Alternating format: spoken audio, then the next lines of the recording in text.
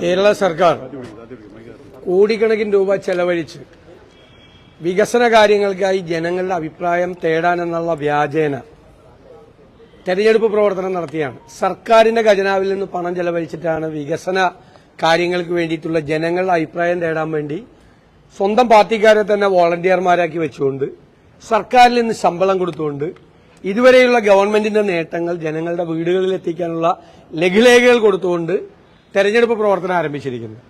അവർ തെരഞ്ഞെടുപ്പ് പ്രവർത്തനം നടത്തിയതിൽ ഞങ്ങൾക്ക് യാതൊരു വിരോധമില്ല. പക്ഷെ സർക്കാരിന്റെ ഖജനാവിൽ നിന്ന് പണം എടുത്തുകൊണ്ട് ഈ പരിപാടി നടത്തിയാൽ ഞങ്ങൾ ഏതറ്റം വരെയും നിയമയുദ്ധം നടത്തി ആ പണം തിരിച്ചടപ്പിക്കും, ഖജനാവിലേക്ക് തിരിച്ചടപ്പിക്കും ആ പണം. കാരണം സർക്കാർ ചെലവിൽ തെരഞ്ഞെടുപ്പ് പ്രചരണം നടത്തണ്ട. വികസനം ഈ 10 കൊല്ലം ഭരിച്ചിട്ടാണ് ഇനിയാണ് ജനങ്ങളോട് അഭിപ്രായം ചോദിക്കാൻ പോകുന്നത്. ഇനി എന്താ അഭിപ്രായം ചോദിക്കാനും ജനങ്ങളോട് 10 കൊല്ലം ജനങ്ങളോട് ചോദിക്കാത്ത അഭിപ്രായം തെരഞ്ഞെടുപ്പ് പ്രഖ്യാപിക്കാൻ പോകുന്നതിന്റെ തൊട്ട് തലേ മാസം വീടുകളിൽ കയറിയിറങ്ങി ആ വ്യാജമാണ് യഥാർത്ഥത്തിൽ. ഇതുവരെയുള്ള സർക്കാരിന്റെ കുറിച്ച് പ്രകീർത്തിച്ചുകൊണ്ടിരിക്കുന്ന ലഘുലേഖകൾ വീടുകളിൽ എത്തിക്കാനാണ് ചെയ്യുന്നത്. പാർട്ടിക്കാരാണ്. CPM കൊടുത്തിരിക്കുന്ന കത്തുണ്ട് ഇതുമായി ബന്ധപ്പെട്ട്. CPM കൊടുത്തിരിക്കുന്ന കത്തുണ്ട് പാർട്ടി പ്രവർത്തകരെ ഇതിൽ പങ്കെടുപ്പിക്കണമെന്ന് പറഞ്ഞുകൊണ്ട്. അപ്പൊ പാർട്ടി പ്രവർത്തകർക്ക് സർക്കാരിൽ നിന്ന് പണം കൊടുത്ത് രാഷ്ട്രീയ പ്രവർത്തനം നടത്തുന്ന പരിപാടി കേരളത്തിൽ നടക്കില്ല, അത് പിൻവലിക്കണം. രണ്ടാമത് CITU കത്ത് കൊടുത്തിരിക്കുകയാണ്. ലോക്കൽ ബോഡിയിലെ ടെക്നിക്കൽ അസിസ്റ്റന്റുമാരെ മുഴുവൻ സ്ഥിരപ്പെടുത്തണമെന്ന്. CITU കൊടുത്ത കത്താണ് മന്ത്രി ഇവരെ സ്ഥിരപ്പെടുത്താൻ വേണ്ടിയിട്ട് ഫോർവേഡ് ചെയ്തിരിക്കുന്നത്. ആ പരിപാടി നടക്കില്ല. കാരണം കോടതി ഉത്തരവുകൾ അനുസരിച്ച് താൽക്കാലിക ജോലിക്കാരെ ഇപ്പോൾ സ്ഥിരപ്പെടുത്താൻ പറ്റില്ല. ഒരുപാട് താൽക്കാലിക ജോലിക്കാർ കേരളത്തിലെ വിവിധ ഡിപ്പാർട്ട്മെന്റുകളിലുണ്ട്. അവരെയൊക്കെ സ്ഥിരപ്പെടുത്തണം. പക്ഷേ ഇപ്പോ CITUവിന്റെ അപേക്ഷ പരിഗണിച്ചിട്ട് ഇവരെ സ്ഥിരപ്പെടുത്താൻ വേണ്ടിയുള്ള മൂവാതും തെരഞ്ഞെടുപ്പിന് മുമ്പുള്ള രാഷ്ട്രീയ പ്രേരിതമായ കാര്യമാണ്. പാർട്ടിക്കാരെ കോടികൾ കൊടുത്ത് സഹായിക്കാൻ, ഖജനാവിൽ നിന്ന് പണമെടുത്ത് സഹായിക്കാൻ. ഇത്തരം പരിപാടികളിൽ നിന്ന് ഗവൺമെന്റ് പിന്മാറണം എന്ന് ഞാൻ വിനയപൂർവ്വം ബഹുമാനപ്പെട്ട മുഖ്യമന്ത്രിയോട് അഭ്യർത്ഥിക്കുകയാണ്. ഇല്ലെങ്കിൽ നിയമപരമായും രാഷ്ട്രീയമായും ഞങ്ങൾ നേരിടും. സർക്കാരിൽ നിന്ന് പണമെടുത്താൽ ആ പണം ഞങ്ങൾ പാർട്ടിക്കാരെ കൊണ്ട് തിരിച്ചടപ്പിക്കും. രാഹുൽ മാങ്കൂട്ടത്തിൽ MLA അറസ്റ്റ് ചെയ്തിട്ടുണ്ട്. പാർട്ടിയിൽ നിന്ന് പുറത്താക്കിയെങ്കിൽ പോലും ഞാൻ എന്താ പറയേണ്ടത്?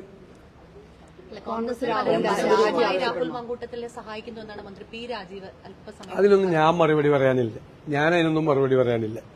ഞങ്ങള് എടുത്തതുപോലെ ഒരു നടപടി ആരെടുത്തിട്ടുണ്ട്? ആദ്യം ഒരു പരാതി പോലും കിട്ടുന്നതിന് മുമ്പ് സസ്പെൻഡ് ചെയ്തു. പിന്നീട് KPCC പ്രസിഡന്റ് പരാതി കിട്ടിയപ്പോൾ പാർട്ടിയിൽ നിന്ന് പുറത്താക്കി. മന്ത്രി രാജീവിനോട് പോയി സ്വന്തം പാർട്ടിയിൽ എത്ര പേരുണ്ടെന്നൊന്ന് അന്വേഷിക്കാൻ പറ്റും. അത് ഞങ്ങൾക്ക് ആവശ്യപ്പെടാനുള്ള അധികാരം ഞങ്ങൾക്കില്ലല്ലോ. ഞങ്ങളുടെ പാർട്ടിയിലല്ലല്ലോ അദ്ദേഹം. ഞങ്ങളുടെ പാർട്ടിയിലല്ലല്ലോ, പുറത്തല്ലേ. ഞങ്ങൾ എങ്ങനെയാണ് ആവശ്യപ്പെടുന്നത്? ഞങ്ങൾക്ക് ആവശ്യപ്പെടാനുള്ള അധികാരം ഞങ്ങൾക്കില്ല. ഞങ്ങളുടെ പാർട്ടിയിൽ നിന്ന് പുറത്താണ് നിൽക്കുന്നത്. അയോഗ്യനാക്കാനുള്ള ഒരു നിയമോപദേശം തേടുന്ന സ്പീക്കർ പറഞ്ഞിട്ടുണ്ട്. അയോഗ്യനാക്കാൻ അല്ല, അതൊക്കെ നിയമപരമായ ഏത് വഴികളിലൂടെ പോകുന്നതിനും നിയമത്തിന്റെ വഴിക്ക് പോകും. ഈ കാര്യത്തിലൊക്കെ എന്റെ നിലപാട് കേരളത്തിലെ ഓരോ കുഞ്ഞുങ്ങൾക്കും അറിയാലോ. പിന്നെ നിങ്ങൾ എന്തിനാ എന്നോട് ചോദിക്കുന്നു? നിങ്ങൾക്കറിയാലോ. ഇതിന്റെ പേരിൽ എന്തുമാത്രം വ്യക്തിപരമായി വേട്ടയാടപ്പെട്ട ഒരാളാണ് ഞാൻ അപ്പൊന്നും കുലുങ്ങിയില്ലല്ലോ. ഞാൻ നിങ്ങളോട് പറഞ്ഞല്ലോ എന്റെ നിലപാട് എന്തിനാ നിങ്ങൾ ചോദിക്കണം. എന്റെ നിലപാട് കേരളത്തിലെ കുഞ്ഞുങ്ങളോട് ചോദിച്ചാൽ ഇക്കാര്യത്തിലുള്ള എന്റെ നിലപാട് പറയും. ഇപ്പൊ ഞാൻ എന്ത് വേറെ നോ കമന്റ്സ്. ഞാൻ ഇനി ഒന്നും പറയാനില്ല. ചെയ്യാനാണ് ഈ കാര്യത്തിൽ ഉണ്ടായിരുന്നത്. അത് നേരത്തെ തന്നെ ചെയ്തു. എന്റെ പാർട്ടി ചെയ്തു, ഞാനല്ല. എന്റെ പാർട്ടി ചെയ്തു. ഒരു പ്രമേയം വരികയാണെങ്കിൽ കോൺഗ്രസ് സഭയിൽ പിന്തുണ അപ്പൊ ആലോചിക്കും. വരട്ടെ, സാങ്കല്പിക ചോദ്യമല്ലേ. വരട്ടെ, വരുമ്പോ അപ്പൊ ആലോചിക്കാൻ ഞാനല്ലല്ലോ പറയണ്ടേ, പാർട്ടിയല്ലേ തീരുമാനമെടുത്ത് പറയണ്ടേ. ഇതുമായി ബന്ധപ്പെട്ട ഒരു തീരുമാനവും ഞാൻ ഒറ്റയ്ക്കെടുത്തതല്ല. എല്ലാം പാർട്ടി ഒരുമിച്ചെടുത്ത തീരുമാനം, ആലോചിച്ചെടുത്ത തീരുമാനം. ഞാൻ നോ കമന്റ്സ്. ഞാൻ അതിനെക്കുറിച്ച് ഒരു കമന്റും പറയാം. ഈ കൊച്ചി മേയർ കഴിഞ്ഞ ദിവസം നടത്തിയ ഒരു പരാമർശം ലത്തീൻ സഭയുടെ ഉറച്ച നിലപാട് കൊണ്ടാണ് എനിക്ക് മേയർ സ്ഥാനം കിട്ടിയതെന്ന്, അത് ഒരു ഉചിതമായി? ഒന്നാമത്തെ അല്ല, അത് യഥാർത്ഥത്തിൽ ഈ ഞങ്ങളെല്ലാം ലീഡർഷിപ്പിലിരിക്കുന്നത് എന്നോടോ DCC പ്രസിഡന്റിനോടോ എറണാകുളം ജില്ലയിലെ മുതിർന്ന നേതാക്കന്മാരോടോ ഒരു സഭയും ആവശ്യപ്പെട്ടിട്ടില്ല ഒരാളെ മേയറാകാൻ പറഞ്ഞിട്ട്. ഒരു സഭയും ആവശ്യപ്പെട്ടിട്ടില്ല. ലത്തീൻ സഭ പ്രത്യേകിച്ച് ഞങ്ങൾക്ക് അവരുമായിട്ടൊക്കെ ആ സഭാധ്യക്ഷന്മാരും ഒക്കെ ആയിട്ട് നല്ല വ്യക്തിപരമായ ബന്ധമുള്ളതാണ്. അവരൊരിക്കലും അസംബ്ലി സീറ്റിൽ പോലും അവര് സ്ഥാനാർത്ഥിയെ നിർത്തണമെന്നോ സ്ഥാനാർത്ഥിയുടെ പേരോ പറയാത്ത ആളുകളാണ്. പ്രത്യേകിച്ച് എറണാകുളം, കോട്ടപ്പുറം, കൊച്ചി രൂപതകളിലൊക്കെയുള്ള ലത്തീൻ സഭകളിൽ അവരൊരിക്കലും പറഞ്ഞിട്ടില്ല ഞങ്ങളോട്. മാത്രമല്ല അവർ ഈ സമുദായ അംഗമല്ലല്ലോ, പിന്നെ എന്താ ഈ വിവാദം? അവരാ സമുദായത്തിലെ അംഗമല്ല, പിന്നെ എന്തിനാണ് വിവാദം? അത് നമ്മൾ ചെന്നിട്ടിപ്പോ ഞാൻ ലത്തീൻ സഭയുടെ നിങ്ങൾ ഞങ്ങൾക്ക് നൽകുന്ന പിന്തുണയിൽ പൂർണ്ണമായ സന്തോഷമുണ്ട്. ഇപ്പൊ നമ്മൾ ഒരു ഇലക്ഷൻ ജയിച്ചിട്ട് ചെല്ലുമ്പോൾ പറയണം, അത് ഇന്നത്തെ ഒരു പ്രത്യേക സാഹചര്യത്തിൽ അത് വേറെ രീതിയിൽ തെറ്റിദ്ധരിക്കപ്പെട്ടാണെന്നല്ലേ. അല്ലെങ്കിൽ അവിടെ ചെല്ലുമ്പോൾ നിങ്ങളൊക്കെ നൽകിയ ഇതിന് പൂർണ്ണമായ സന്തോഷമുണ്ടെന്ന് എല്ലാ സമുദായങ്ങളിലും പോവും. അവർ പറഞ്ഞപ്പോൾ അത് വൈകാരികമായി പറഞ്ഞതാണ്. ആ സഭയുടെ ഭാഗത്ത് നിന്നും ഞങ്ങളോടല്ലേ പറയേണ്ടത്? ഒന്നുകിൽ എന്നോട് പറയണം, അല്ലെ DCC പ്രസിഡന്റോട് പറയണം, അല്ലെ ജില്ലയിലെ ഏതെങ്കിലും മുതിർന്ന നേതാക്കന്മാരോട് പറയണം.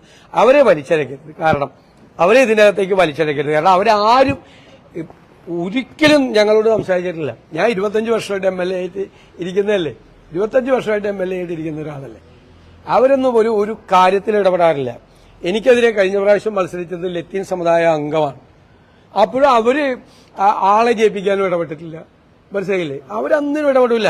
അവരങ്ങനെ അവരുടെ വിഷയങ്ങൾ എന്തെങ്കിലും അവരൊക്കെ ഈ തീരപ്രദേശത്തെ വിഷയങ്ങൾ, ഇപ്പൊ മുനമ്പത്തെ വിഷയങ്ങൾ, പള്ളുരുത്തിലെ അല്ലാതെയൊന്നും അവരൊന്നും ഇല്ല. അവരൊന്നും അങ്ങനെ വന്ന് സംസാരിക്കില്ലെന്ന്. അങ്ങനെയൊന്നും അവർ വന്ന് സംസാരിക്കുന്നവരല്ല. അവര് സംസാരിക്കുന്ന ആളുകളല്ല.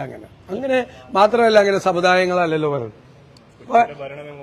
പിതാക്കന്മാർ സംസാരിച്ചു എന്ന് മേയർ തന്നെയാണ് പ്രസംഗത്തിൽ പറഞ്ഞത്. പിതാക്കന്മാർ തനിക്ക് വേണ്ടി സംസാരിച്ചു എന്ന് മേയർ തന്നെയാണ് പ്രസംഗത്തിൽ പറഞ്ഞത്. എനിക്കറിയില്ല, ഞങ്ങളോട് പറഞ്ഞിട്ടില്ല. എന്തായാലും കൊച്ചിയുടെ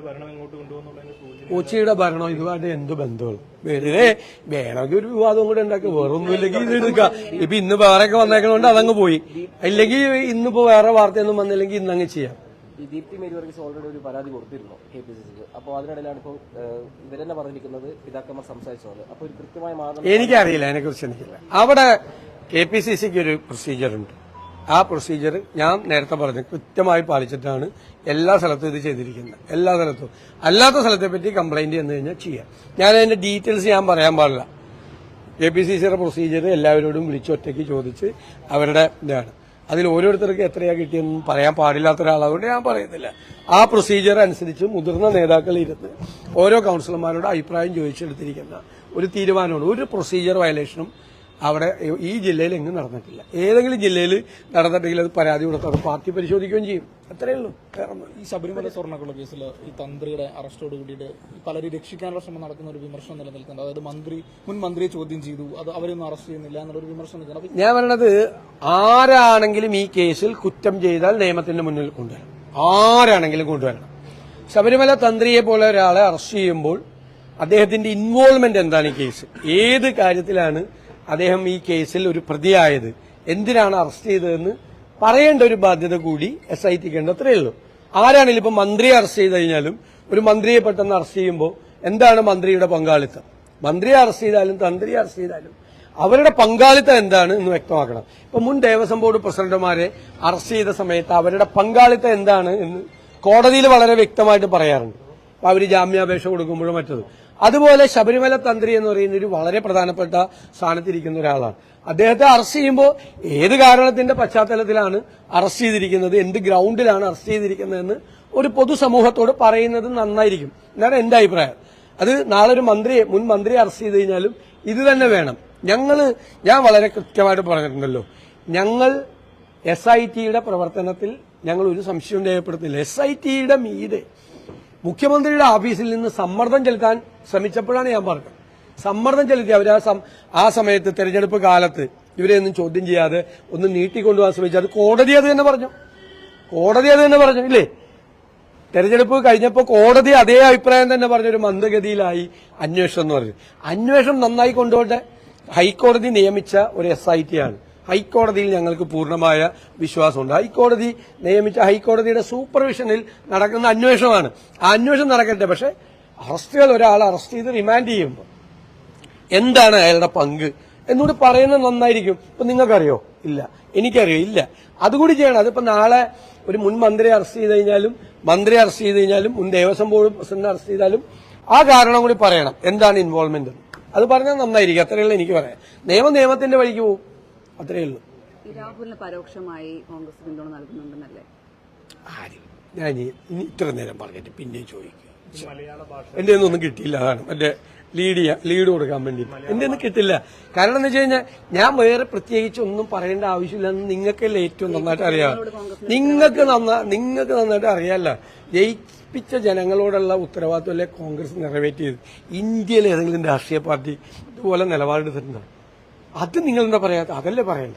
മലയാള ഭാഷ കർണാടക സർക്കാർ വലിയ വിമർശനമാണ് ഉന്നയിക്കുന്നത്. നമ്മുടെ സംസ്ഥാനത്തെ കോൺഗ്രസ് നേതൃത്വത്തിന് ഞങ്ങളതിന്റെ വിശദാംശങ്ങൾ പരിശോധിക്കുന്നതിൽ പരിശോധിച്ചിട്ട് അഭിപ്രായം പറയാം. തീർച്ചയായിട്ടും. നിയമസഭയിൽ എല്ലാവരും ഐക്യകണ്ഠേന പാസ്സാക്കിയ ഒരു ബില്ലാണ് അത്. അല്ല അത് പരിശോധിച്ചിട്ട് പറയാം. എന്ത് സാഹചര്യത്തിലാണ് അവരെങ്ങനെ വിമർശിക്കുന്നതെന്ന് പരിശോധിച്ചിട്ട് തീർച്ചയായിട്ടും പറയാം കേട്ടോ.